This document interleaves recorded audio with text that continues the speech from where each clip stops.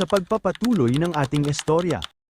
Sa gitna ng malawak na lambak, nakatayo si Ye Junlin kasama ang kanyang 3 disipulo, pinagmamasdan niya ang paligid, ang kanyang titig malalim na naglalakbay sa kalawakan, sa kanyang pagninilay-nilay, nagwika siya ng may paghanga, mukhang pinante ni Yao Zun ang antas ng lakas ng lahat upang gawing patas ang laban.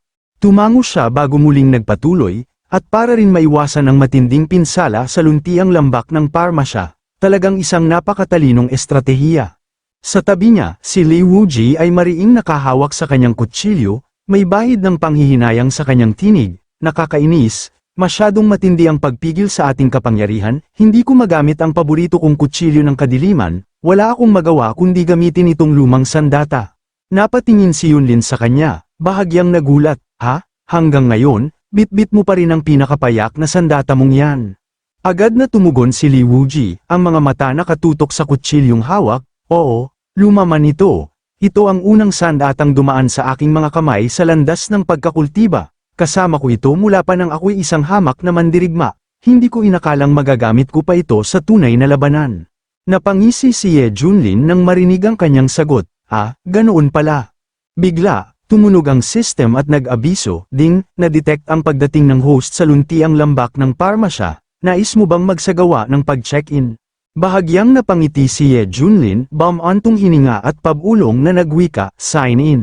Ding, binabati kita, host, natanggap mo ang isang malaking garapo ng pinakamahusay na Enlightenment Tea. Kapag walang ginagawa, pwede mong timplahin ito. Ang top-grade Enlightenment Tea ay nagbibigay ng epiphany sa mga practitioner, kaya tataas ng malaki ang kanilang cultivation at kakayahan. Tiningnan ni Ye Junlin ang gantimpala at napailing, sistema. Anong klaseng kalokohang gantimpala to? Alam mo namang hindi ko kailangan ng kultibasyon, hay nako, mabuti na lang, pampawi ng uhaw. Samantala, habang nagngangalit sa galit si Ye Junlin, sa likod niya, si Hong Chenny ay mariing nakatitig sa kanya. Nakataas ang mga kilay, sa isip-isip niya, bumubulong siya ng isang madilim na plano, mukhang aburido ang lalaking ito sa pagkawala ng kanyang lakas. Kung pareho lang kami ng antas, at makahanap ako ng tamang pagkakataon para umatake ng buong puwersa, tiyak na hindi niya ako matatalo. Iniisip na niya ang kanyang magiging paraan ng pagpapahirap sa kalaban, itatali sa puno, hahagupitin, o baka pa nga, sunugin ang puwit. Ngunit sa hindi inaasahang pagkakataon, ang sumunod na sinabi ni Li Wuji ay agad na nagpabagsak sa kanyang mga pangarap. Oo nga pala, wika nito, nabalitaan ko na kapag naglaban ang mga monk sa Medicine King Valley at nalagay sa panganib ang buhay nila, automatikong ma-teleport palabas, kaya, walang dapat ikabahala, ibuhos na lang natin ang ating lakas. Biglang napatwitch ang labi ni Hong Chenny, kitang-kita ang pagkawasak ng kanyang plano, kung ganito nga ang sistema, tiyak na mapaparusahan siya sa oras na lumabas sila. Sa tabi, napansin ni Ye Junlin ang kakaibang kilos ng kanyang unang estudyante, may bahid ng pilyong ngiti sa kanyang labi nang maramdaman niya ang iniisip nito, alam ko na ang binabalak mo, aniya. Sigurado akong gusto mong gamitin ang pagpigil ng lakas para makaganti, sayang lang, sana nakita ko ang reaksyon mo nang malaman mong hindi naman talaga nabago ang lakas ko. Biglang pumailan lang ang sigaw ni Bai Xiaoxi, may halong takot at pagkamangha. Master, tingnan mo ito, buhay ang mga halamang gamot, gumagalaw sila. Walang pag-aalinlangan, mabilis na sumugod sina Li Wuji at Hong Chenny. Haha, napakapalad ko ngayon, ang daming halamang gamot na kusang lumapit sa akin, masayang sigaw ni Li Wuji, sabay taas ng kanyang kutsilyo. Ngunit agad siyang sinaway ni Hong Chenny, huwag kang maging kampante, hindi ito mga karaniwang halaman. Tulad natin, nasa ikasyam na antas ng pagpapalakas ng chi ang mga ito. Sa kalagitnaan ng sigalot, ang foxtail grass at ang three-leaf plant, mga halamang may mataas na antas sa maharlikang gamot, nagpakita ng kanilang sariling intensyon, nagpalitan sila ng palihim na mensahe sa pamamagitan ng spiritual waves, isang patunay na hindi lang basta halaman ang mga ito. Mga kaibigan, binigyan na naman tayo ni Lolo Yozo ng mga laruan, dakpin natin ang mga human race na to at pahirapan tulad ng dati. Huhubaran ko sila at patatakbuhin sa lambak, mas masaya kung patiwarik, para maramdaman nila ang kahihiyan dito sa Elixir King Valley. Sa sandaling yun, biglang nagpakawala ng mga nakakamatay na pag-atake sina Li Wuji at Hong Chenny. Ano to? Kailan pa naging ganito kaarogante ang mga halamang gamot? Bulong ni Li Wuji, hindi makapaniwala sa narinig. Ngunit hindi din nagpatalo si Hong Chenny. Humph, mga hangal, wala silang kamalay-malay sa kamatayang naghihintay sa kanila. Sa isang iglap, kumilos siya ng mabilis, pinakawalan ng isang purple flame patungo sa foxtail grass, matinding determinasyon ang nasa kanyang mukha. Susunugin kita, sigaw niya, ngunit sa halip na umatras, umuga ang foxtail grass at bumuo ng wind blade, sinalubong ang apoy sa matinding sagupaan. Nagtagisan ang dalawang enerhiya, lumilikha ng isang nakakakilabot na energy fluctuation na bumalot sa buong paligid, mastiko ang puwersang dumadaloy, sapat upang mapanginig ang sinumang makasaksi. Natigilan si Hong Chenny, hindi makapaniwala sa nangyari. Ano, ginamit ko na ang apat na bahagi ng aking lakas, pero hindi pa rin siya nasunog. Kung nasa labas tayo ng Elixir King Valley, sapat na ang isang atake ko para pumatay ng kultibador sa ibang antas. Ngunit tila hindi lang basta laban ang nais ng three-leaf plant, sa isang matinding mental wave, naglabas ito ng nakakagulat na pagbabanta. Pangahas kang babae, naglakas loob kang umatake sa akin, tingnan natin kung paano kita papahiya, isasabit kita sa puno at babanatan ng husto. Sa sandaling marinig ang pang-iinsulto, biglang pumutok ang ugat ni Hong Chenny sa noo, ang kanyang galit tumataas sa sukdulan, naghahanap ka ng kamatayan, sigaw niya, puno ng matinding puot. Isang mababang uri ng precious medicine, nagkaroon ng lakas ng loob na magsalita ng ganito. Hindi na siya nag-aksaya ng panahon, inipon niya ang magic power sa kanyang katawan, pinakawalan ang naglalagablab na red flame patungo sa three-leaf plant, determinado siyang durugin ito. Ngunit hindi rin nagpakababa ang three-leaf plant, sa isang iglap, naglabas ito ng maraming wind blades, matatalas na lumilipad sa ere upang salungatin ang apoy. Nagbanggaan ang dalawang enerhiya, tila hindi laban ng mga simpleng chi training cultivators kundi ng foundation building masters, ang pagsabog ng puwersa ay lumilikha ng matinding alon ng enerhiya sa paligid, sa lakas ng pag-atake ni Hong Chenny, bahagyang napaatras ang three-leaf plant, mabilis itong sumigaw, puno ng desperasyon, bakit nanunood lang kayo, tumulong kayo, mamamatay na ko sa apoy ng babaeng to. At sa sandaling yon, isang pangkat ng precious medicines ang biglang nagpakawala ng kanilang sariling pag-atake, mga matatalinong halaman, puno ng di matatawarang determinasyon.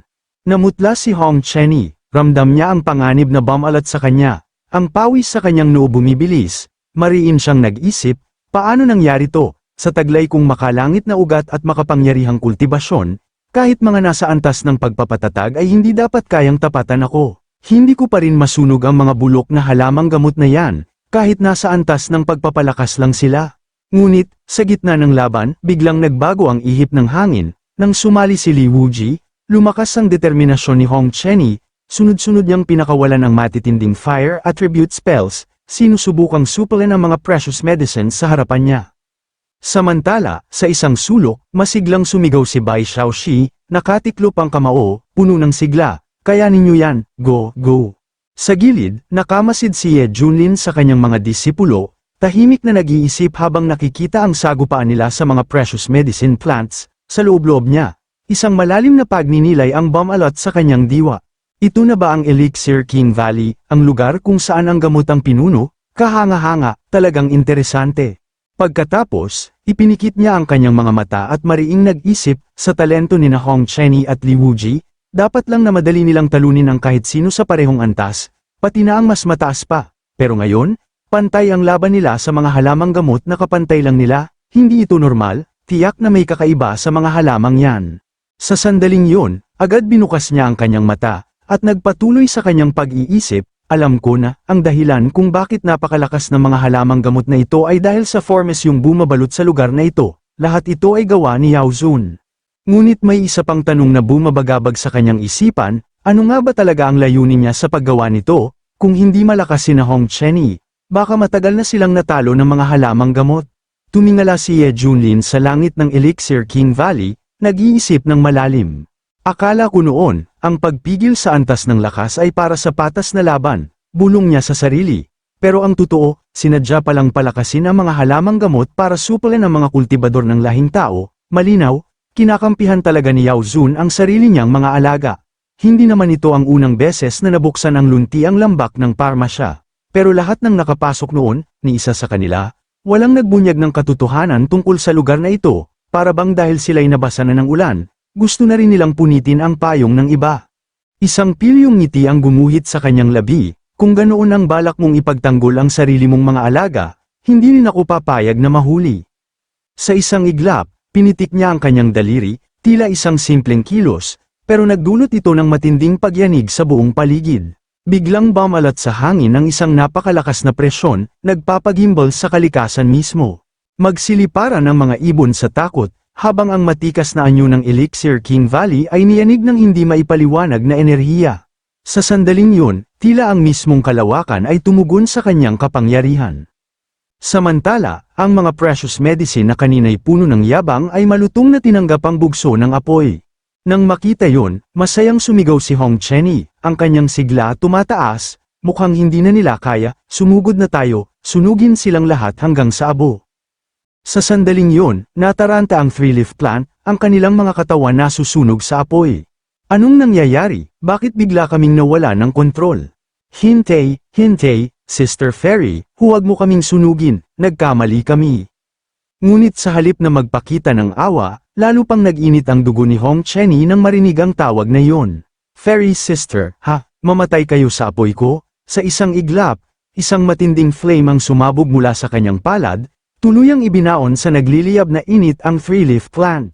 Ngunit hindi pa tapos ang kanyang galit, walang pag-aalinlangan, pinakawalan niya ang matitinding apoy, naglalabas ng sunod-sunod na pag-atake upang sunugin ang lahat ng precious medicines.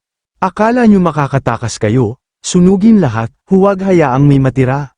Sa takot, biglang nagsitakbo ang mga precious medicines, pilit na umiiwas sa nagliliyab na galit ni Hong Chenny. Samantala, sa kabilang panig, walang patid ang galaw ni Li Wuji, hawak ang kanyang kutsilyo na parang isang propesyonal na chef. Bawat halaman ay naputol ng malinis, pantay ang hiwa, tila isang obra ng isang bihasang tagapagluto. Senior Brother Hong, maawa ka naman, wala na silang lakas para lumaban. Bakit hindi ko na lang sila anihin? Napakahusay nilang medicinal herbs. Sa sandaling yon, lumapit si Ye Junlin, malamig ang ekspresyon ngunit puno ng kumpiyansa. Not bad, not bad. Sa wakas, tapos na. Tumitig siya kay Li Wuji. Xiao Li, linisin mo ng maayos, pwede nating gawing sabaw mamaya. Tumango si Li Wuji, agad na sumunod sa utos. Opo, Master. Sa tabi niya, nakayuko si Bai Xiaoxi, tinutusok ng stick ang isang patay na sunflower. Napakunot noo siya, may bahid ng pag-aalinlangan sa kanyang tinig. Bakit ito? Parang gumagalaw pa rin. Narito ang mas matindi at mas kapana-panabik na bersyon ng iyong script sa Tagalog. Sa sandaling yon, isang ugat ng puno ang biglang kumaibat, tila isang ahas na nagising mula sa mahabang pagtulog. Isang malakas na enerhiya ang pinakawalan nito, isang pulang liwanag ang pumailanlang pataas, bumalat sa kalangitan ng isang misteryosong red X pattern. Isang palatandaan ng lihim na hindi pa natutuklasan ng sinuman sa valley. Napatingala si Ye Junlin, kumunat ang noo sa pagtataka. Ano ito? Posible kayang distress signal mula sa Axe Gang? Sa gulat, biglang napahawak si Bai Xiaoxi sa suot ni Ye Junlin, nanliliit sa takot. Takot na itong maliit na daga, samantala, itinaas ni Hong Chenny ang kanyang kamay, ang apoy sa kanyang palad kumikislap sa matinding galit. Kahit pa dumating ang mas maraming tauhan, sunugin ko silang lahat hanggang sa abo, ngunit bago pa siya makapagpatuloy, mabilis siyang binara ni Ye Junlin, ano na naman to, nagiging mayabang ka na naman, saglit siyang tumitig kay Hong Chenny bago malamig na nagtanong, kung hindi tumulong si Xiao Li kanina, tiyak na naligo ka sa sarili mong pawis. Hindi ba ninyo napansin ang isang bagay na kakaiba? Tahimik silang nagmasid, ang apat na mandirigma nakatayo sa gitna ng valley. Agad na sumagot si Li Wuji, puno ng kumpiyansa, napansin namin, ito ay hindi kapangyarihang kayang likhain ng mga halamang gamot. Kung magpapatuloy ang trend na ito, tiyak na mas titindi pa ang mga susunod na lilito. Biglang nag-alab ang galit ni Hong Chenny, ang kanyang tinig bumagsak sa malamig na puot. Ang Medicine Sovereign ay pinipigil ang lahing tao ngunit pinalalakas sa mga halamang gamot, napakalaking double standard. Akala ko isa siyang dakilang pantas ng tao, pero sa totoo lang, isa siyang tusong nilalang. Ipinlograma pa niya ang valley upang lumitaw tuwing 100,000 taon. Para isipin ng labas na mundo na isa siyang mapagbigay at dakilang pinuno. Sa sandaling marinig yon, mahigpit na kinuyam ni Li Wuji ang kanyang kamao, ang kanyang puso puno ng pagkalito. Hindi maaaring ganoon, ang mga chismis ay nagsasabing ang Medicine Sovereign ay mabait at maawain. Ang kanyang kakayahan sa medisina ay pambihira, at isa siyang greatly revered powerhouse sa Eastern Domain. Napaismad siya bago nagpatuloy, hindi ko iniisip na isa itong patibong. Marahil, ito ay mula sa matinding pagmamahal niya sa mga halamang gamot, kaya niya sila binibigyan ng espesyal na trato. Ngunit sa tabi niya, bahagyang lumingon si Hong Chenny, isang mapanuksong ngiti ang gumuhit sa kanyang labi. Hey, kung talagang mahal niya ang mga halamang gamot, bakit niya pa binuksan ang Medicine King Valley? Dapat na lang niya itong isinara ng tuluyan. Ano to? Isang katawa-tawang palabas. Napaka-ipokrito, sa sandaling yun, itinaas ni Ye Junlin ang kanyang mga kamay, mahigpit na hawak ang isang damo, bago nagwika ng kalmado ngunit puno ng kumpiyansa. Alright, isang hakbang sa bawat pagkakataon. Talagang gusto kong makita kung ano ang binabalak ng Medicine Sovereign. Samantala, sa trono ng mga baging, nakaupo ang kinatatakutang pinuno ng Axe Gang, ang Golden Ginseng King. Isang Medicine King, mas mataas pa sa precious medicines. Marangal ang kanyang posture sa trono, ngunit ang kanyang presensya ay nagdudulot ng panginginig sa sinumang makaharap niya. Sa isang malamig at matigas na tinig, siya ay nagwika, sino ang nagpadala ng distress signal ngayon? Sino ang naglakas loob na haminin ng aking Axe Gang? Sa pagkarinig nito, ang leader ng tribo na may mushroom sa ulo ay agad na nagwika, may bahid ng pagtataka sa kanyang tinig. Hindi dapat ganoon, magkakasundo tayong namuhay sa valley sa loob ng napakaraming taon. Sino ang mangangahas na lumaban sa Axe Gang? Agad na sumagot ang leader na may parang broccoli ang ulo, ang kanyang kamao mahigpit na nakuyam. Hindi yun posible, tahimik tayong namuhay sa loob ng maraming taon. Sino ang maglalakas loob na umatake sa Axe Gang? Ngunit sa tabi nila, ang leader na may flat na ulo ay malalim na nag-isip bago nagsalita ng mariin. Pwede kayang, ang mga tao, kung susuriin ng tiyempo, ngayon mismo ang araw ng pagbubukas ng Medicine King Valley. Napakunot noo ang three-leaf leader, ang kanyang tinig malamig at puno ng paghamak. Imposible, mahina ang lahing tao, paano nila magagawang magbanta sa atin, ang marangal na Medicine Clan? Ngunit bago pa magpatuloy ang diskusyon, isang matinis na sigaw ang bumasag sa ingay. Lahat ng naririto, manahimik bago ang sa harapan ng haring ito. Mula sa trono, sumigaw ang Golden Ginseng King, ang kanyang tinig umalingaw sa buong valley. Kasabay nito, isang nakakagimbal na shockwave ang bumalot sa paligid, yumanig ang hangin. Pinutol ang anumang pagtatalo, at nagpatigil ng lahat ng precious medicine sa takot. Pagkatapos, sa isang marahang kilos, mahigpit niyang hinawakan ang kanyang napakalaking palakol at itinaas ito sa kalangitan. Sa isang tinig na puno ng karisma at matinding puot, nagwika siya. Matapos ang napakaraming taon, muling bumukas ang Medicine King Valley. Ngayon, hayaan niyong ako mismo ang tumingin kung sino ang may ganitong kapal ng mukha na lumaban sa Axe Gang.